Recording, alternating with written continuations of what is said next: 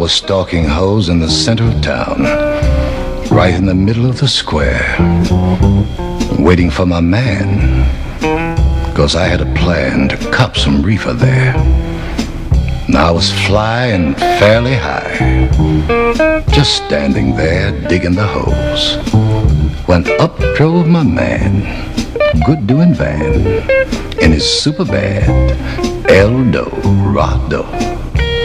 Van sported a wild straw, Havana stogie in his jaw, a silver suit looking nifty, shoes of pussy hide from the posh east side.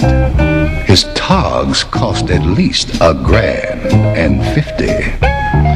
I was also decked out in nearly the best, but I couldn't touch Van.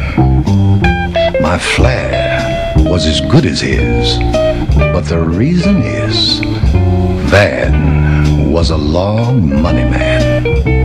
He got out, looked all about, and started in to speak, when from the side, with a sexy stride, came a broad, sure enough, stone freak.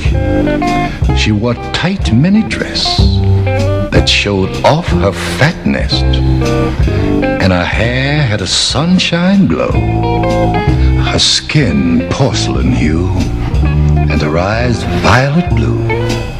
I saw she was a ball blaster, a whole game master. She had confection lips and Raquel's hips, and a caboose swaying fine. She didn't need to hunt for someone to suck her cunt. Any chump would do it, any old time. I spoke to Van and kissed her hand, and asked if this was his bunny. With a bit of a sigh, he gave this reply: she's anyone's who has long money. She's bossed down, famed all around. Playing is her stick. Durealla du Fontaine is this lady's name. But beware, 'cause this doll is slick. I've seen this sharper work. She plays like a Turk. She's deadly with a far-out head. She's a sure shot Mac from a long way back, and hip how to rip off the bread. Look, guys, said Dee, I'm hungry as a puppy. So we planned a gourmet peck that night. We went to a spot down the street, which was chic elite. And this was my first big flight. We were players, it's true, with ribbons of blue, but clean as the Board of Health. No cop could tip, 'cause we were too hip. We painted a picture of wealth. A captain named Abel led us to our table and brought us back some wine, refreshing as cocaine from the castles of Spain. Vintage 1879. We ate hummingbirds' hearts and other rare parts, topped off with a 7-inch steak, grand a la king, with butterfly wings, and a salad that took 3 chefs to make. We had bumblebee legs and peacock eggs, steamed over lees from Peru. Why, an hour was spent over creme de menthe as we sat admiring the view. Now the time we were dining, Van was unwinding all of my pedigree as we smoked a cigarette and Van paid the debt. I knew Durealla was pinning me. Look here, fella, said Durealla, I'd like to dig you again. Why not come around to my part of town, say Saturday night, about 10. Saturday night I got fly and went on by to see Miss Dufontaine.